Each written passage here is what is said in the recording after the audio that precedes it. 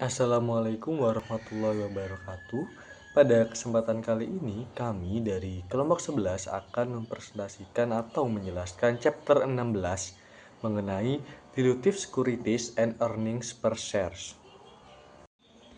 Namun sebelum itu, saya akan memperkenalkan anggota dari kelompok 11 itu sendiri.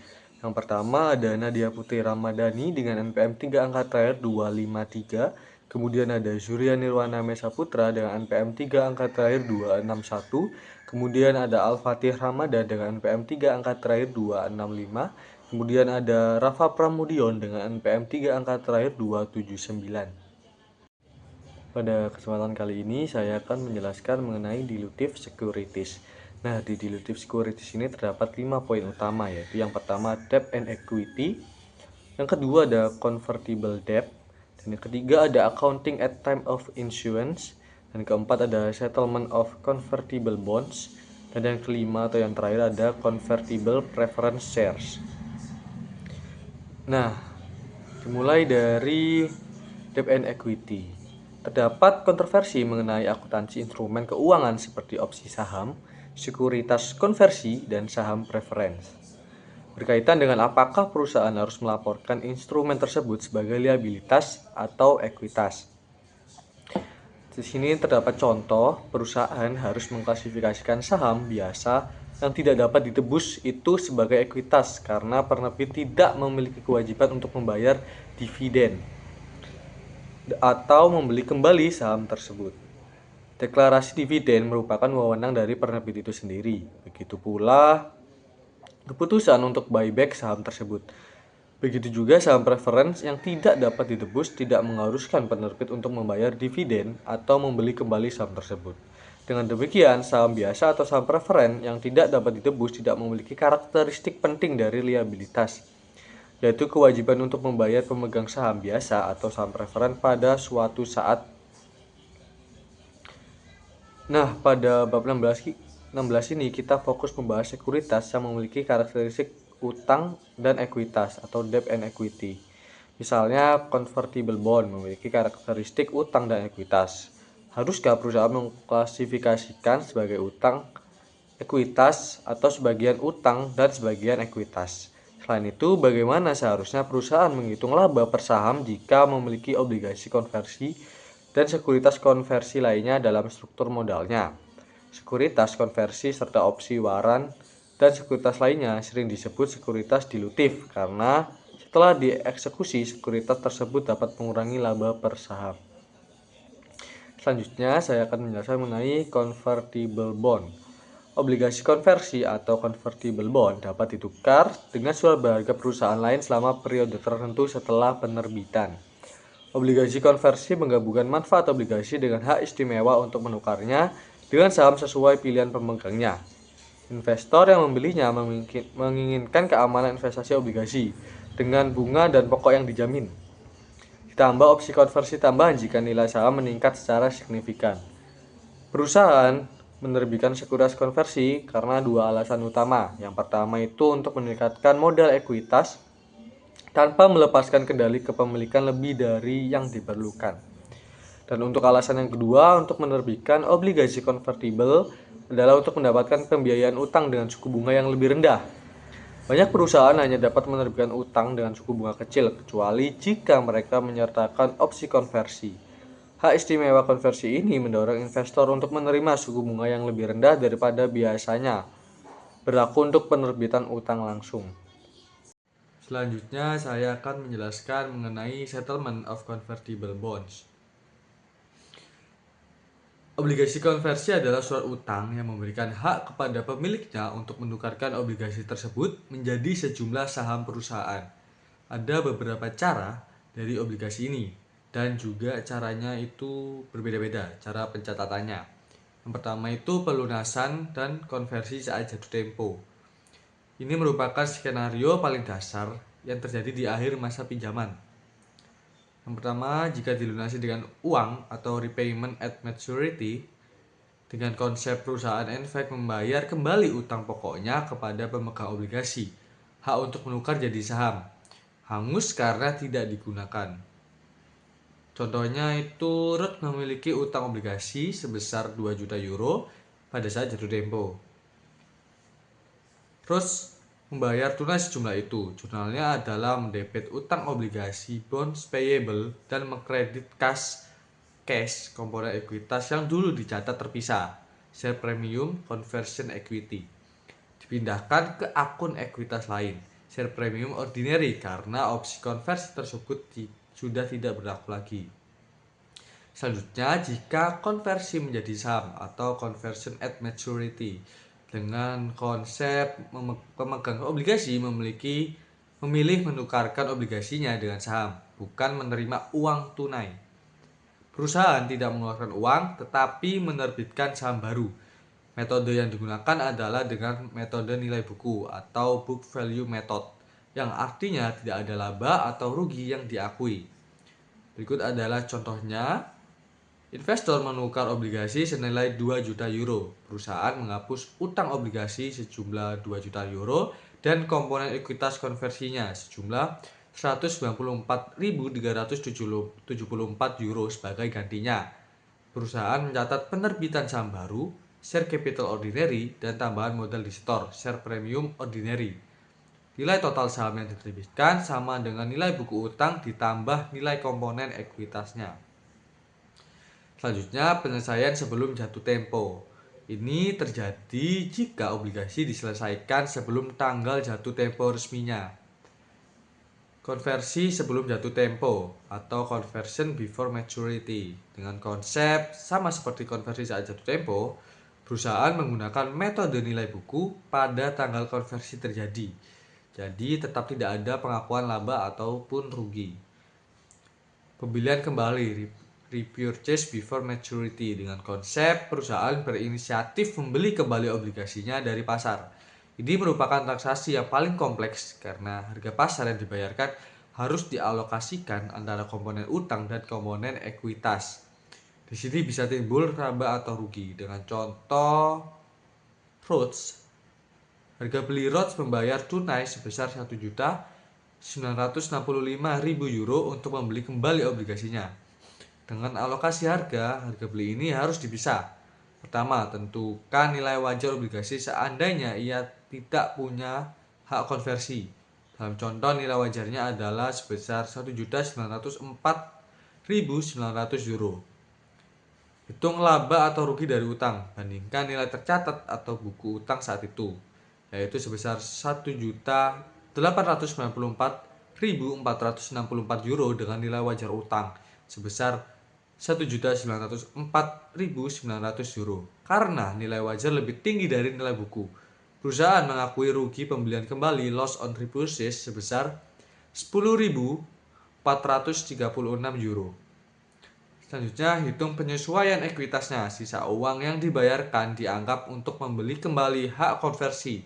Hitungannya itu total kas dibayar sebesar 1.965.000 euro dikurangi nilai wajar utang sebesar 1.904.900 euro. Menjadi hasilnya 60.100 euro. Angka ini akan mengurangi saldo share premium conversion equity. Secara singkat, saat membeli kembali, perusahaan harus membandingkan nilai buku utang dengan nilai wajar utang untuk menentukan laba atau rugi. Dan terakhir adalah konversi yang dipercepat atau induced conversion. Dengan memiliki konsep, perusahaan ingin pemegang obligasi segera melakukan konversi. Untuk mendorong hal ini, perusahaan menawarkan pemanis atau sweetener seperti tambahan uang tunai atau saham. Biaya dari pemanis ini atau sweetener ini dianggap sebagai beban atau expense pada periode tersebut. Berikut contohnya itu dari Heloid Inc. Heloid ingin obligasinya dikonversi. Mereka menawarkan bonus senilai 80.000 euro kepada investor yang mau konversi sekarang. Dengan prosesnya itu, obligasi utamanya dicatat seperti biasa dengan metode nilai buku. Dengan bonus sebesar 80.000 euro ini dicatat secara terpisah sebagai beban konversi atau conversion expense. Ini adalah biaya yang dikeluarkan perusahaan untuk, dalam tanda kutip, membujuk investor. Kemudian saya akan menjelaskan mengenai convertible preference shares. Saham preference konversi bisa jadi saham biasa, Kita bisa bayangkan ini sebuah saham spesial ya, disebut saham preference. Saham ini memberikan beberapa keistimewaan seperti hak mendapatkan dividen atau bagi hasil lebih dulu dibanding pemegang saham biasa atau pemegang ordinary shares. Saham preference konversi ini lebih spesial lagi karena selain punya keistimewaan tadi, saham ini memberikan opsi untuk menukarkannya menjadi sejumlah saham biasa di perusahaan yang sama di masa depan. Karena dalam tanda kutip dua rasa dalam satu instrumen, ada sisi utang atau preferen dan sisi ekuitas atau saham biasa. Akuntansinya pun nggak seperti biasa ya, perusahaan harus memisahkan nilai dari saham preferen itu sendiri dan nilai dari hak konversinya. Nah, ini contoh jurnalnya pada perusahaan Morse AG saat penerbitkan saham atau penerbitan ya.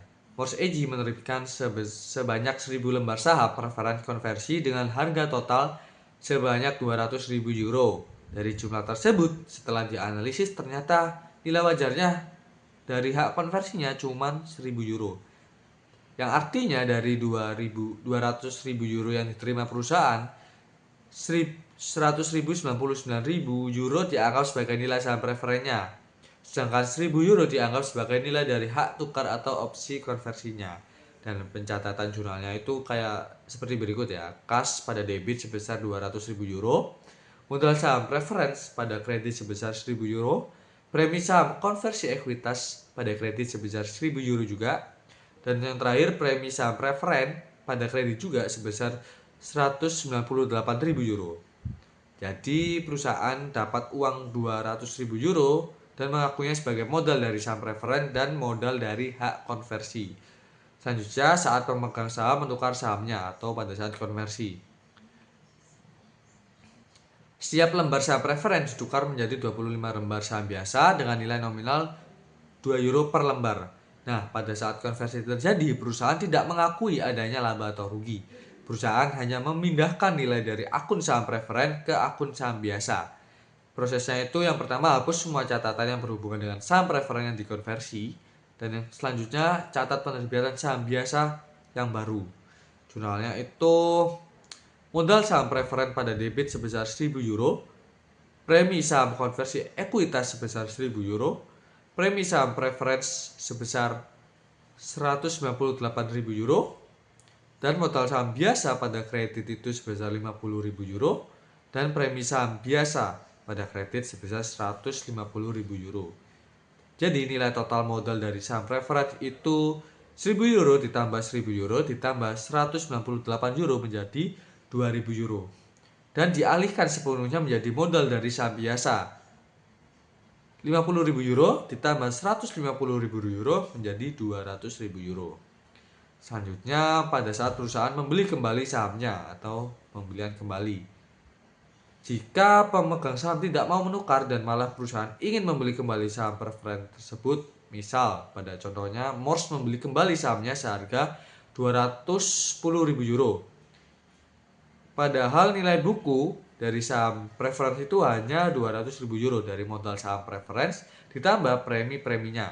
Terdapat selisih 10.000 euro yang dibayar lebih oleh perusahaan. Kelebihan ini dianggap sebagai dividen tambahan untuk membujuk pemegang saham agar mau menjual kembali sahamnya. Kelebihan ini akan mengurangi laba ditahan atau retained earning. Jurnalnya seperti ini.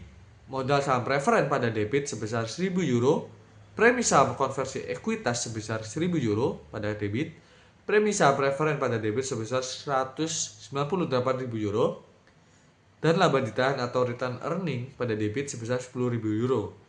Dan kas pada kredit sebesar 210.000 euro. Obligasi konversi, utang yang bisa jadi saham. Konsep ini mirip dengan saham preferen konversi, namun basisnya adalah obligasi atau surat utang.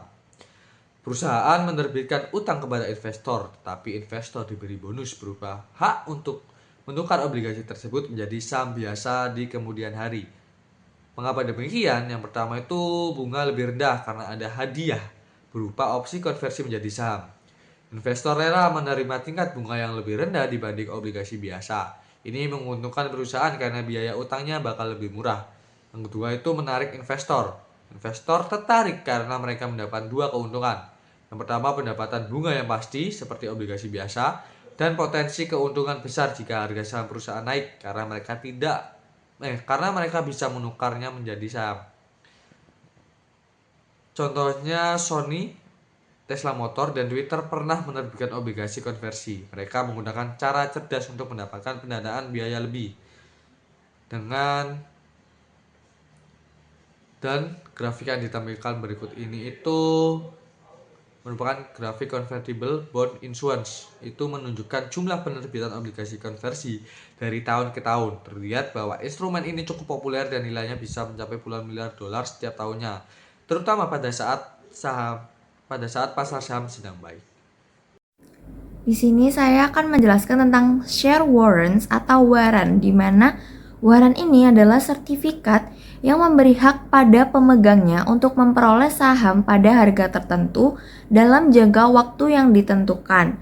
Nah, waran ini mirip dengan hak konversi karena jika dilaksanakan akan menjadi saham biasa dan dapat menurunkan laba per saham atau efek dilutif. Bedanya, pada sekuritas konversi tidak ada pembayaran tambahan, sedangkan pada waran pemegang itu harus membayar sejumlah uang untuk memperoleh saham baru. Kemudian, penerbitan waran atau opsi untuk membeli saham tambahan biasanya muncul dalam 3 situasi. Yang pertama, ketika menerbitkan berbagai jenis sekuritas seperti obligasi atau saham preferen, perusahaan itu seringkali menyertakan waran untuk membuat sekuritas lebih menarik dengan memberikan equity kicker. Kemudian di situasi kedua, pada penerbitan saham biasa tambahan, pemegang saham yang ada memiliki hak istimewa atau preemptive right untuk membeli saham biasa terlebih dahulu. Perusahaan dapat menerbitkan waran untuk membuktikan hak tersebut. Kemudian di situasi ketiga, perusahaan menerbitkan waran seringkali disebut sebagai share option kepada eksekutif dan karyawan sebagai bentuk kompensasi.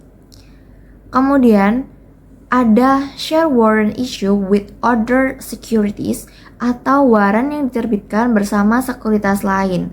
Nah, waran yang diterbitkan dengan sekuritas umumnya opsi jangka panjang untuk membeli saham biasa pada harga tetap. Umumnya itu masa berlakunya 5-10 tahun. Namun ada juga yang 15-20 tahun. Sangat jarang ada waran yang jangka waktunya itu permanen gitu. Waran ini dibagi menjadi dua, yaitu detachable atau yang bisa dipisahkan dari obligasi atau saham dan diperdagangkan sendiri. Sedangkan yang non-detachable itu tidak bisa dipisahkan dan dihitung sebagai instrumen majemuk. Lalu di subbab selanjutnya ada share compensation plan atau rencana kompensasi saham. Jadi yang pertama ini ada opsi saham. Opsi saham ini memberikan suatu opsi kepada karyawan utama perusahaan untuk dapat membeli saham biasa pada harga tertentu dalam suatu periode waktu. Program kompensasi ini adalah salah satu dari yang pertama kompensasi berbasis kinerja, yang kedua pemberian motivasi kepada karyawan, yang ketiga strategi perusahaan agar karyawan eksekutif tetap bertahan dan perusahaan berhasil merekrut pegawai berbakat baru. Yang keempat, upaya maksimal pendapatan karyawan, jadi setelah dipotong pajak dan meminimalisir biaya perusahaan setelah dipotong pajak. Lalu yang kelima, penggunaan kriteria kinerja sebagai upaya pengendalian terhadap karyawan. Lalu ada measurement share compensation atau pengukuran kompensasi saham. Jadi ISAB memberikan panduan agar perusahaan ini mengakui biaya kompensasi dengan menggunakan metode nilai wajar atau fair value method. Jadi dengan metode nilai wajar ini, maka perusahaan ini menggunakan model nilai harga opsi yang dapat diterima untuk menilai opsi pada tanggal penyerahan. Selanjutnya ada recognition share atau pengakuan kompensasi saham. Jadi ada dua isu utama dalam akuntansi, yaitu bagaimana menentukan beban kompensasi, berapa lama beban kompensasi dialokasikan. Nah, untuk menentukan beban kompensasi, perusahaan ini menghitung total beban kompensasi dengan berbasis pada harga nilai wajar opsi yang diharapkan untuk digunakan saat perusahaan menyerahkan opsi tersebut kepada karyawan. Ini disebut tanggal penyerahan atau grant date. Lalu alokasi beban kompensasi, mengakui beban kompensasi pada periode di mana karyawan memberikan kinerjanya atau periode kinerja service period. Lalu selanjutnya ada employee share purchase plan atau rencana pembelian saham karyawan. Jadi program pembelian saham oleh karyawan ini pada umumnya program ini itu memberikan keleluasaan kepada seluruh karyawan untuk dapat membeli saham dengan harga diskon dalam rentan waktu tertentu yang singkat, diakui dengan kompensasi dan harus dicatat sebagai beban selama masa penawaran. Lalu yang terakhir ada disclosure of compensation plan atau pengungkapan rencana kompensasi. Jadi perusahaan dengan satu atau lebih program pembayaran berbasis saham harus mengungkapkan program ini di dalam laporan keuangannya, antara lain yang pertama, hakikat dan lamanya pengaturan pembayaran berbasis saham yang sudah ada tersebut dalam satu periode. Yang kedua, nilai wajar barang dan jasa yang diterima atau nilai instrumen ekuitas yang diserahkan tersebut ditetapkan dalam suatu periode. Yang ketiga, dampak dari transaksi pembayaran berbasis saham ini terdapat laba rugi bersih perusahaan selama satu periode dan terhadap posisi keuangan perusahaan. Lalu di sini ada contoh soal kompensasi saham. Pada 1 November 2021, para pemegang saham Chain Ltd menyetujui rencana yang memberikan opsi kepada 5 eksekutif perusahaan untuk membeli masing-masing 2000 lembar saham biasa dengan nilai nominal 100. Perusahaan memberikan opsi tersebut pada tanggal 1 Januari 2022. Ini para eksekutif dapat menggunakan opsi tersebut kapan saja dalam 10 tahun ke depan. Harga opsi per sahamnya adalah 6.000 dan harga pasar saham pada tanggal pemberian adalah 7.000 per saham. Nah, dengan metode nilai wajar, perusahaan ini menghitung total beban kompensasi dengan menerapkan model penerapan harga opsi nilai wajar yang dapat diterima. Untuk menyederhanakan ilustrasinya ini, kita asumsikan bahwa model penetapan harga opsi nilai wajar menentukan total beban kompensasi Chain sebesar 22 juta. Jadi berdasarkan metode nilai wajar, perusahaan Chain mengakui nilai opsi sebagai beban pada periode di mana karyawan memberikan jasanya. Dalam kasus Chain, asumsikan periode manfaat yang diharap adalah 2 tahun dimulai sejak tanggal pemberian. Nah, Chain ini akan mencatat transaksi yaitu di jurnal pada tanggal Januari tanggal 1 date of grant. Ini tidak ada pencatatan jurnal, tapi pada tanggal akhir tahun pada tahun tersebut 2022 pada Desember tanggal 31 ada pencatatan yaitu compensation expense di debit sebesar 11 juta dan share premium di kredit sebesar 11 juta. Ini dari 22 juta dibagi 2 karena 2 tahun.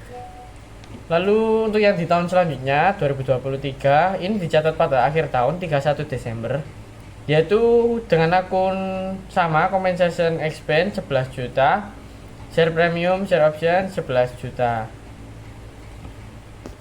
Selanjutnya ada basic earning per share. Jadi ada earning per share yaitu laba per saham, laba yang diperoleh dari setiap lembar saham. Jadi perusahaan ini melaporkan laba per saham hanya untuk saham biasa. Apabila laporan saham berisi operasional yang dihentikan, maka perusahaan juga harus menyajikan laporan saham dan operasional yang dilanjutkan, dan dari laba bersihnya di bagian depan laporan laba rugi tersebut. Lalu di laba per saham ini ada struktur ekuitas yaitu sederhana, hanya terdiri dari saham biasa dan mungkin saham preferen. Tidak ada potensi munculnya saham biasa yang berasal dari konversi ataupun pelaksanaan hak lainnya. Yang kedua ada struktur ekuitas kompleks. Ini meliputi sekuritas yang dapat memberikan dampak dilutif terhadap laba per saham biasa. Dilutif ini bermakna kemampuan mempengaruhi LPS ke arah yang lebih rendah. Lalu selanjutnya ada struktur ekuitas sederhana atau dividen saham preferen kurangkan laba bersih tahunan berjalan dengan dividen saham preferen untuk menghasilkan laba yang tersedia bagi pemegang saham. Ini maksudnya earning per share ini net income dikurangi preference dividend dibagi weighted average ordinary share outstanding. Dividen preferen ini termasuk yang berasal dari saham preferen berjenis kumulatif baik diumumkan maupun tidak. Lalu selanjutnya ada rata-rata tertimbang saham biasa yang beredar, yaitu perusahaan harus menghitung rata-rata tertimbang saham dari bagian periode saham tersebut beredar. Apabila terdapat dividen saham atau pemecahan saham, maka perusahaan harus melakukan perhitungan kembali jumlah saham yang beredar baik sebelum terjadi pembayaran dividen saham ataupun saat dilakukan pemecahan saham atau stock split. Lalu selanjutnya ada contoh komprehensif. Ini ada Dian SA memiliki pendapatan dari operasi yang ditunjukkan sebesar 580.000 dan keuntungan dari operasi yang dihentikan sejak pajak sebesar 240.000. Selain itu, perusahaan telah mengumumkan dividen preferen sebesar $1 per saham atas 100.000 lembar saham preferen yang beredar. Nah, jadi Dias ini mengalami perubahan pada sahamnya, yaitu ini ada tabel pada tanggal 1 Januari beginning balance ini senilai 180.000, tanggal 1 Mei membeli 30.000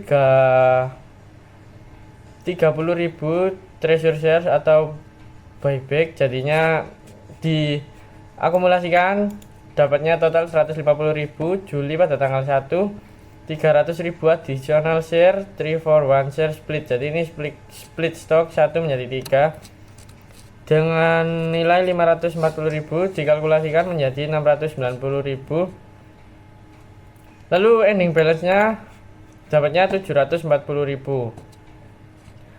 Selanjutnya untuk share outstanding ending balance ini pada 1 Januari sampai 1 Mei dengan saham 180.000 ini di restatement 3, kemudian tahunnya 4/12, jadi ini dikali 180 kali 3 kali 4/12 ketemunya 180.000 dan seterusnya sampai Desember ketemu nominalnya senilai 480.000. Lalu ada tabel selanjutnya, ini income for continuing operation available to ordinary shareholders. Yang A, income information-nya ini senilai 480, week share 480. Nah, C-nya ini earning per share-nya ini dibagi dari income information dengan week share, yaitu ketemunya $1. Lalu yang di gain on discontinued operation net of tax, income information-nya 240.000, week share-nya 480.000, jadi ketemunya $0,5 atau setengah dolar. Income available to ordinary shareholder ini ditambah, ketemunya 720.000 dibagi dengan 48 ketemu $1,5. Lalu tabel terakhir, income for continuing operation 580.000, gain to discontinued operation net for tax 240.000, di jumlah ketemu net income-nya 820.000. Lalu untuk menghitung earning per share yang tadi sudah kita cari, ketemunya $1,5.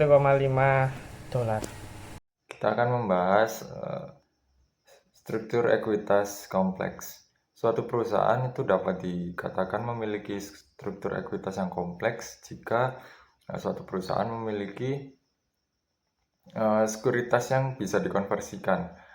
Seperti contoh saham preference yang bisa dikonversikan menjadi saham biasa, obligasi yang bisa dikonversikan menjadi saham biasa, kemudian ada opsi dan juga waranti. Kemudian dalam perhitungannya kita perlu mencari EPS atau earning per share dilusi. EPS dilusi itu menghitung potensi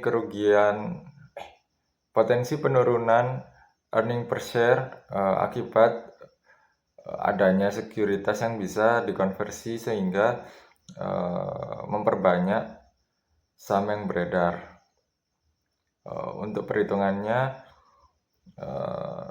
seperti rumus basic EPS, yaitu laba bersih akan dikurangkan dividen saham preference, kemudian dibagi banyaknya lembar saham, kemudian nanti akan dikurangkan dengan impact of convertible dan juga impact of option, warrant, dan selainnya. Dalam perhitungan EPS diluted itu ada berbagai macam metode. Yang pertama itu ada if convert method.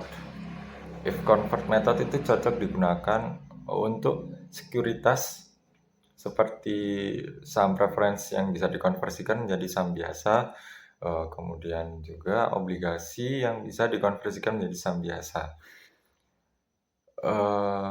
Metode ini tuh akan mengasumsikan bahwa sekuritas tersebut akan ditukarkan pada awal periode atau pada awal sekuritas tersebut diterbitkan. Kemudian dalam sekuritas tersebut juga akan mengandung pajak. Jadi nanti kita akan juga mencari neto pajak dari sekuritas tersebut. Lalu untuk penghitungannya, di sini ada pembilang dan penyebut. Di pembilangnya itu akan ada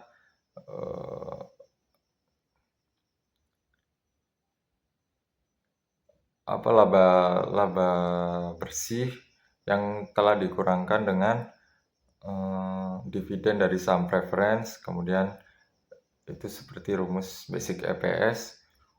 Kemudian dari basic EPS tersebut ditambahkan dengan biaya bunga yang akan dicari neto dari bunganya, yaitu dengan cara 1 dikurangkan dengan persentase pajak yang akan dibayarkan. Kemudian akan dibagi oleh rata-rata tertimbang lembar saham yang beredar, kemudian akan dari rata-rata saham tertimbang tersebut akan ditambahkan dengan saham yang bisa dikonversikan. Maka akan ketemu hasilnya dari menjadi EPS diluted. Kemudian ada faktor lainnya, jika tarif konversi dilution pada sekuritas pada apabila tarif konversi itu akan sering berubah-ubah, maka perusahaan bisa menggunakan tarif konversi yang paling tersedia.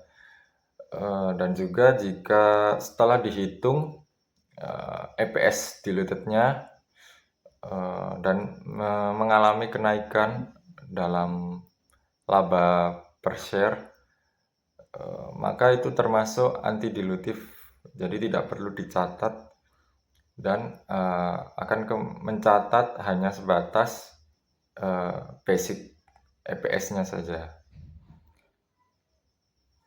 Kemudian yang selanjutnya ada metode treasury share. Di metode ini biasanya digunakan untuk menghitung opsi atau warrant, yang mana metode ini akan mengasumsikan bahwa opsi dan warrant tersebut akan digunakan pada awal tahun atau awal kali sekuritas tersebut diterbitkan. Kemudian juga dari hasil penerimaan opsi dan warrant itu akan dibelikan saham biasa sebagai saham treasury. Nah, untuk penghitungannya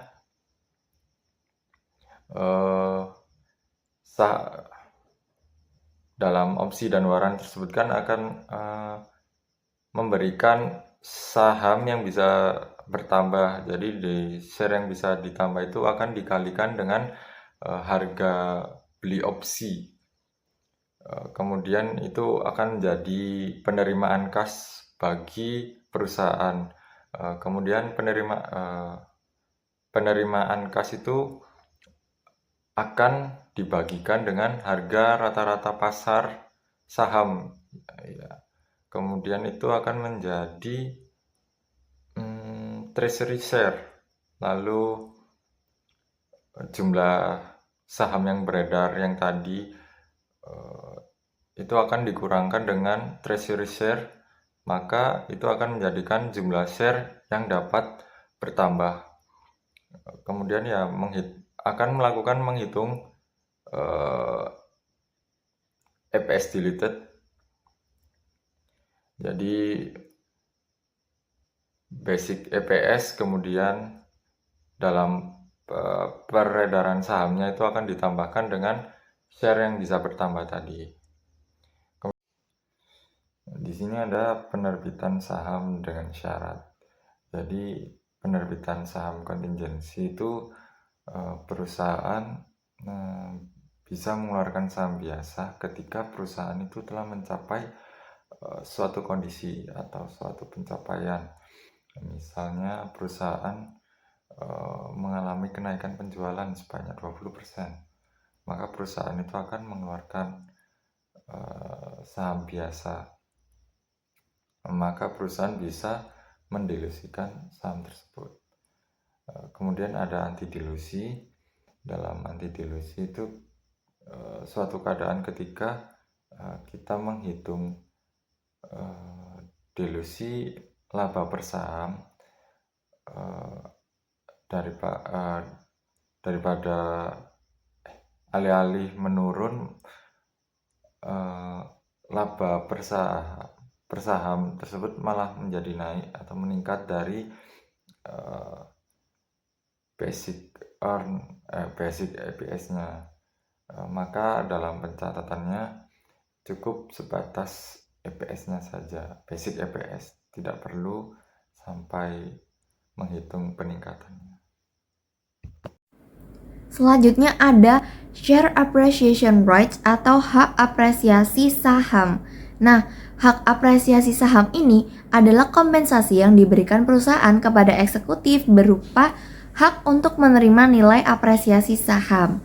Nah, pembayarannya ini bisa dalam bentuk kas, saham, atau kombinasi keduanya. Kemudian share appreciation rights ini memiliki kelebihan.